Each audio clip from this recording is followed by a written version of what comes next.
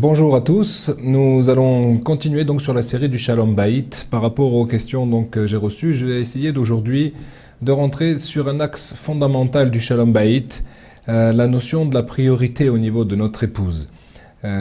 Pour bien expliquer cela, nous allons faire ce cours en deux parties. Nous allons tout d'abord expliquer pourquoi cela est si fondamental, toute la notion comme quoi la femme reçoit toute sa vitalité de par l'époux. On va essayer d'expliquer ça d'après ce que la Torah nous enseigne dans la première paracha de la Torah, la paracha de Bereshit. Et dans un deuxième cours qui suivra, nous allons expliquer ensuite comment remédier à cela, quels sont les moyens pour pouvoir justement arriver à répondre à cette demande, ce qu'attend Akadosh Baruch Hu de chaque époux, de la part de chaque époux lorsqu'il se marie. Alors, il faut savoir qu'en fait, nous avons pas beaucoup de fois parlé de cela, mais il est important de revenir sur cet axe-là vraiment primordial, qui est justement le fait du devoir de l'époux de prêter attention à son épouse, dans tous les domaines, d'accord, qu'ils soient, et ça, nous allons essayer de les énumérer, petit à petit d'en parler d'une façon un petit peu plus pratique, avec des exemples concrets. Et je voudrais maintenant expliquer cette notion dont nous avions parlé, comme quoi le mari est le véritable oxygène, entre guillemets, de son épouse. Pourquoi cela? Alors il faut savoir en fait qu'il faut revenir complètement à la faute originelle, ce qui s'est passé au départ, puisque l'homme et la femme étaient dans un même corps au départ, lorsque Adam Arishon, le premier homme, a été créé. Ensuite, Akadosh Baruch Hu les a séparés, il a pris une partie de l'homme, il a insufflé donc la deuxième partie de son âme dans le corps de Chava, la Ève, la première femme.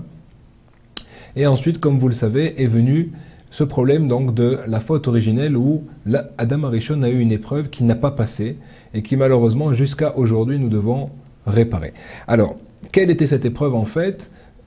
C'est quelque chose qui est extrêmement profond, sur lequel en fait tous les fondements du monde reposent. Donc nous n'allons pas expliquer cela d'une façon trop profonde et kabbalistique, mais ce que je voudrais justement expliquer d'une façon au niveau du pshat, au niveau du sens premier, qu'est-ce qui s'est passé. D'après l'enseignement du Rav Dessler, Zichrono Livracha, il faut savoir qu'en fait, Adam Arishon était quelqu'un qui voulait à tout prix faire la volonté d'Akadosh Baruch Hu. Mais le problème c'est que pour lui, entre guillemets, la chose était trop facile. Pourquoi trop facile? Puisqu'il avait une telle connaissance de la vérité, donc qu'il voulait lui-même intégrer le Yetzer Hara, c'est-à-dire la notion de l'épreuve, la notion du mal, pour pouvoir faire le bien. C'était un petit peu son projet. Akadosh Baruch Hu lui a demandé de ne pas consommer de l'arbre de la connaissance, c'est-à-dire de cette connaissance du mal. Pourquoi? Mais d'attendre cela, de rentrer dans le Shabbat pour pouvoir y accéder. Malheureusement, Adam Arishon a voulu devancer cela pour avoir plus de mérite, de faire la volonté d'Hachem, mais avec l'épreuve en lui. C'est ce qu'appelle là-bas le Harizal, le Hari Akadosh. Il dit qu'il a fait une Avera Lishma. Ça veut dire quoi? Mais cependant, même que cette chose-là était dans le but de vouloir faire la volonté d'Hachem, cependant, il n'a pas respecté son ordonnance qui était de ne pas consommer de ce fruit. Et donc, cependant, c'est pour ça que le Harizal dit qu'à ce moment-là, Adam Arishon s'est appelé Apikoros. C'était un hérétique. Et pourquoi? Parce qu'il a pris, en fait, sa volonté et il l'a mis au même niveau que celle d'Akadosh Baruch Hu. Donc, à partir du moment où l'homme commence à choisir, en fait, dans ses choix et que ses choix s'opposent à ceux d'Akadosh Baruch Hu, c'est-à-dire qu'il les met sur la même balance, il les met au même niveau, ça s'appelle de l'idolâtrie. C'est ce que, en fait, et c'est passé à ce moment-là pour Adam Arishon. C'était quelque chose qui est au départ, et il ne mesurait pas pourquoi Akadosh Baruch Hu lui a demandé d'ailleurs de ne pas faire cela, parce qu'il ne mesurait pas les conséquences de cela. Adam Arishon était dans un monde où Dieu lui parlait, et il voyait tout à fait le vrai, il voyait tout à fait à quoi le monde devait arriver. Mais il s'imaginait qu'en intégrant la faute, il aurait en fait cette même vision, et donc il pourrait choisir encore une fois de faire le vrai à travers son choix personnel. Mais il a fait une erreur. L'erreur était fatale, pourquoi? Parce que avant la faute, le Rav Dessler nous explique qu'il voyait devant lui le vrai et le faux. Mais ensuite, une fois qu'il a intégré ce fruit de la connaissance, il n'avait devant ses yeux que le bien et le mal. Et là, c'était une dimension qui était tout autre. Je m'explique. Il faut savoir que lorsque Akadosh Baruch Hu montre et il a un tel rayonnement sur la personne, donc Adam Arishon, à tel point, était grand en lumière et en sagesse que même les anges l'ont confondu avec Dieu, entre guillemets. Donc pour vous dire à quel point, quelle lumière pouvait émaner de ce premier homme. Mais il faut savoir qu'à partir du moment où on est complètement collé avec Akadosh Baruch Hu, effectivement, les choix qui sont devant nous sont des choix de vrai et de faux. C'est pas du bien et du mal. De sauter par exemple pour une personne du 20e étage, est-ce que ça s'appelle que c'est mal? Non, c'est pas mal, c'est de la folie. Ça veut dire que c'est faux, ça veut dire que c'est quelque chose qui tend vers la mort, qui est l'inverse, puisque en fait la vérité, d'après ce que nous dit la Torah, la vérité c'est tout ce qui va tendre vers la vie, c'est-à-dire la véritable vie, ce pourquoi nous sommes faits sur terre. C'est ça qu'on appelle la vérité, non pas la vérité absolue dans le sens où une chose est exacte ou non exacte. Très souvent malheureusement en français, les gens font l'erreur entre le côté exact et le côté vérité. D'accord ? Et ça, il faut le savoir, c'est un fondement même dans la notion de la vérité et du mensonge. Parfois, dire quelque chose qui n'est pas exact, mais qui va dans le sens de la construction du monde et du bien, c'est ce qu'on appelle également la vérité. Ça, c'est une chose fondamentale à retenir. En tout cas, à ce moment-là, Adam Arishon, lui qui avait devant lui le vrai et le faux, pensait avoir cette même vision en intégrant le fruit de l'arbre du bien et du mal. Or, malheureusement, effectivement, ensuite, il a eu le bien et le mal. Or, qui dit bien et mal, ça veut dire confrontation automatiquement avec un ego personnel, avec quelque chose en soi, au plus profond de soi, qui va faire que dans chaque chose que je vais décider, je vais mettre du mien. Et là, automatiquement, on est descendu d'un niveau complètement différent. C'est vrai que l'erreur qu'il a fait, c'était d'avoir fait passer sa volonté à lui, sauf il ne s'est pas complètement annulé devant la volonté d'Hachem, même si son intention était tout à fait peut-être positive, et il voulait faire le bien à travers cela, mais cependant, il a eu un manque d'annulation de soi, ce qu'on appelle bitul atzmi, il ne s'est pas annulé devant la volonté d'Hachem à 100%, et à cause de cela, nous devons réparer cela depuis maintenant plus de 5700 et quelques années pour arriver finalement au tikkun où l'homme va arriver à complètement à ce niveau-là de s'annuler devant la volonté d'Hachem. Donc, pour revenir à notre sujet, Adam Arishon, qui a fait cette faute, ensuite Chava, qui lui a fait manger elle-même, donc elle aussi était responsable, entre guillemets, puisque en fait, elle s'est fait elle-même, elle n'a pas fait avoir, mais elle s'est fait séduire par le Yetzer Hara, qui était le Nachash à l'époque, le fameux serpent, d'accord, qui lui est venu et lui a montré comme quoi, au contraire, si tu manges de cet arbre, tu auras une vision tellement grande que tu pourras avoir et atteindre des dimensions tout autres. Ça veut dire que tu pourras en fait te rapprocher et être l'équivalent, entre guillemets, de Dieu. Et c'était ça aussi où il y avait une épreuve très très dure là-dedans. Et donc en fait, par cette épreuve qui a été donnée et qui a été malheureusement ratée par Adam et Chava, alors automatiquement la Torah nous dit qu'il y aura des conséquences forcément par rapport à cela. Il faudra réparer cette faute. Une des premières réparations, on voit que l'homme n'avait pas besoin de travailler sur terre, et il devra commencer à travailler, ce qu'on avait expliqué dans les cours de la Parnassa. Deuxièmement également, la femme également aura des moments de sa vie douloureux au niveau de son cycle, elle aura également des accouchements douloureux, elle aura également quelque chose de difficile au niveau de l'éducation des enfants, ça sera quelque chose qui est difficile et c'est écrit déjà.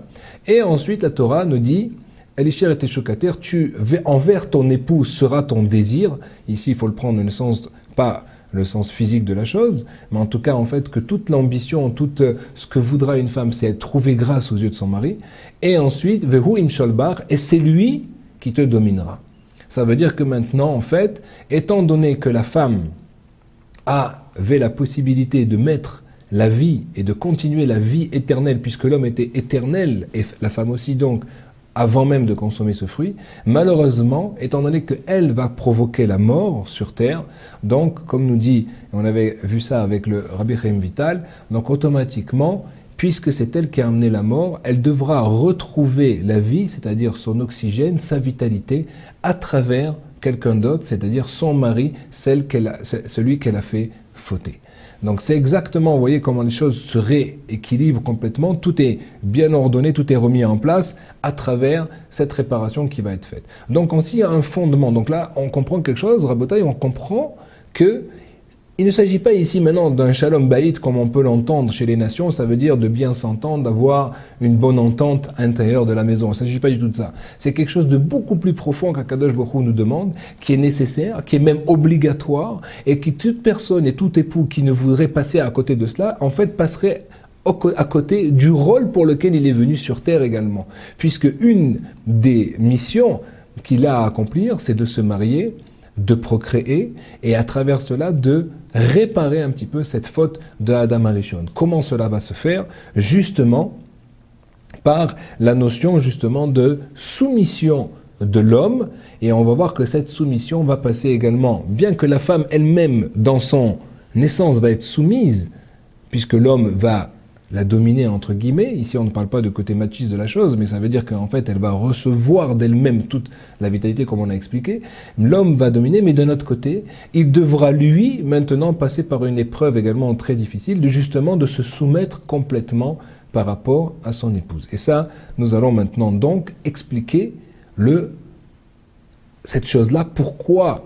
Puisqu'on a expliqué qu'en fait, c'est vrai que c'est pour réparer la faute de Adam Arishon, d'accord? Mais comment réparer cela? Alors, premièrement, il faut savoir que cette soumission envers son épouse doit être totale. Ça veut dire que, étant donné qu'on avait expliqué que l'homme amène maintenant tous les besoins vitaux pour son épouse, et que personne d'autre ne peut le faire, on avait expliqué que c'était le plus grand chesed, ça veut dire que d'abord remplir mon obligation envers mon épouse, et après seulement pouvoir faire cela avec les autres, à l'extérieur de la maison. Sinon, tout cela ne sera pas compté en tant que mitzvah, en tant que chose positive, puisque l'homme est le seul à pouvoir donner cela à son épouse. Personne d'autre dans une maison pourrait faire cela. Ou, chas v'shalom, si la femme irait le chercher ailleurs, ça serait très malheureux pour le foyer. Donc l'épouse a véritablement besoin de cela. L'homme est donc, Akadosh Baruch Hu attend que lui le fasse. À partir du moment où il se soumet, alors à partir du moment où il fait passer les besoins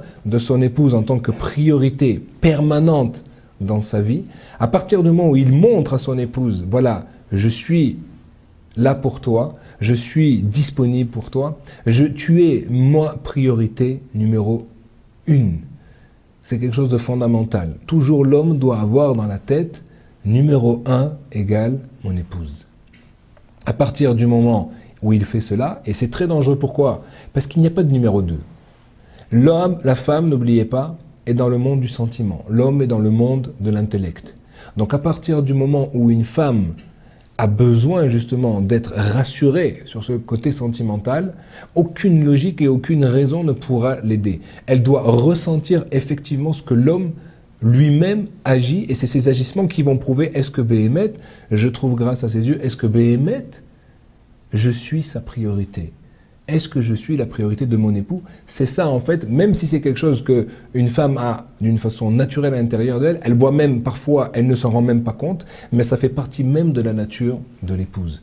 À partir du moment où je fais cela, à partir du moment, et on va voir dans des exemples concrets, par exemple tout de suite, vous avez préparé un rendez-vous qui est important.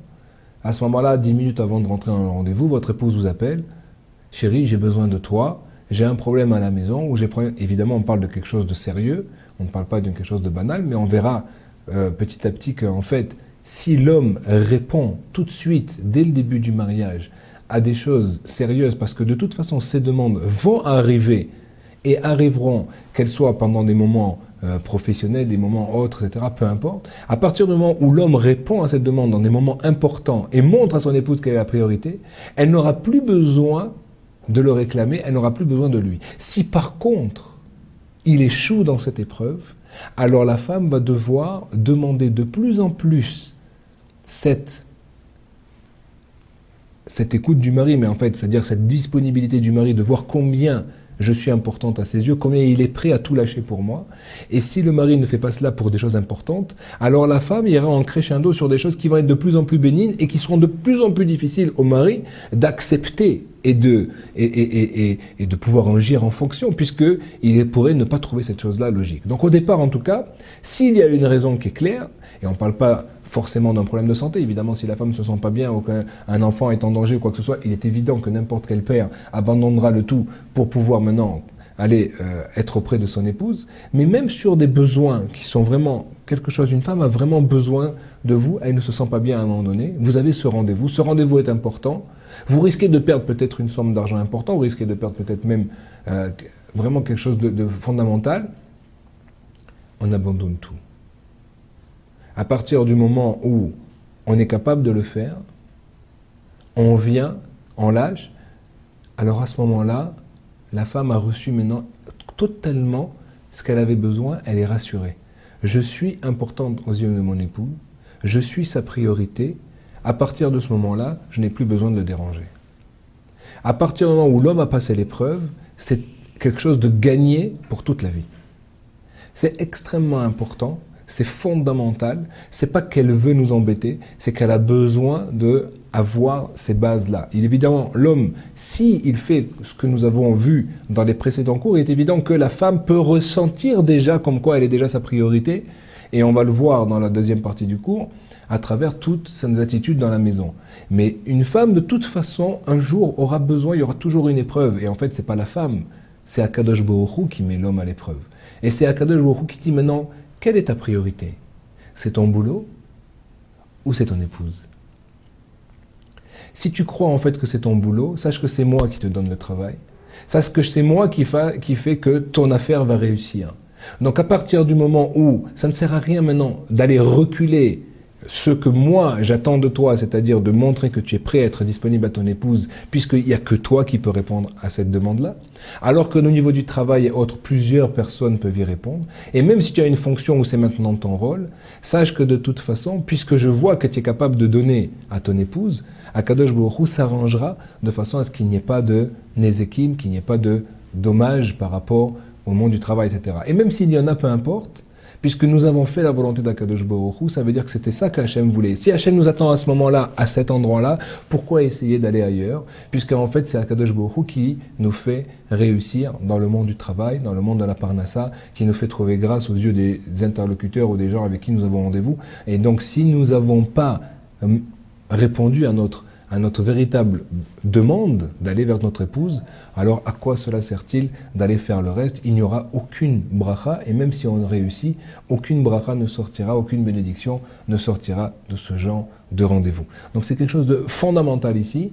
Donc chaque homme, peut-être déjà qui a eu une épreuve là-dessus, et rares sont les hommes qui n'ont pas eu d'épreuve dans ce domaine, ça chacun peut réfléchir, peut faire un flashback un petit peu, de revoir tout ce qu'il a fait dans sa vie et de voir en fait est-ce qu'il a répondu à cela. Et s'il ne l'a pas fait, peu importe s'il est marié depuis une année ou plusieurs années, il sera important de le faire.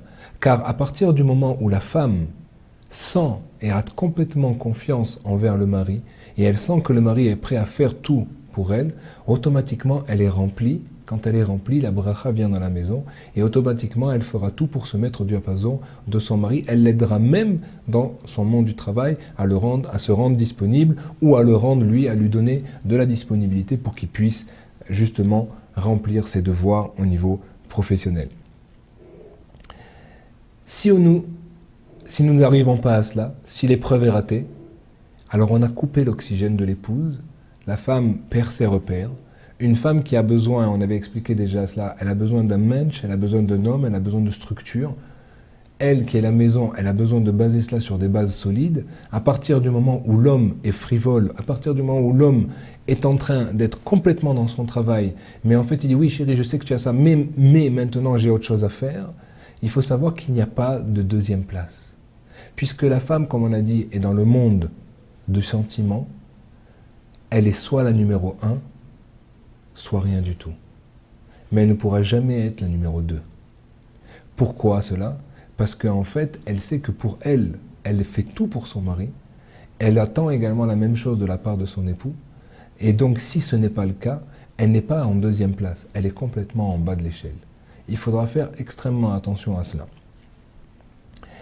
Donc on a expliqué aujourd'hui qu'en fait, cette Nekuda-là, ce point sur lequel nous sommes concentrés aujourd'hui, ce n'est pas seulement une base et une clé fondamentale du Shalom Bayit. Il faut savoir que même cette base-là, cette clé-là, qui est une notion de soumission de l'homme, est une base même de la Avodat Hashem, du service divin du juif dans ce monde, et donc une base même de la réparation de ce pourquoi il est venu dans le monde. C'est-à-dire qu'on touche ici à un point extrêmement fondamental qu'il est absolument important de ne pas négliger. C'est fondamental pour l'homme, pour son épanouissement, pour son épouse, pour son couple, pour son éducation des enfants, etc., etc., pour tout ce qu'il va faire. Et l'homme, le problème, il faut savoir que, comme vous savez, l'homme, c'est lui qui va vers l'extérieur, c'est lui qui agit, et il a un très très grand piège. Ce piège, c'est là, c'est quoi? Il y a un verset qui dit Kochi ve'etzem yadi asol yatachai lazé. C'est un pasouk dans Devarim qui nous dit en fait que c'est ma force, c'est mes mains qui ont réussi à faire ce que j'ai dans ce monde. Un juif qui pense une telle chose, ça s'appelle un idolâtre. Ça veut dire qu'il n'est pas branché avec Akadosh Baruch Hu. À partir du moment, et nous avions parlé de cela dans les cours sur la Parnassa,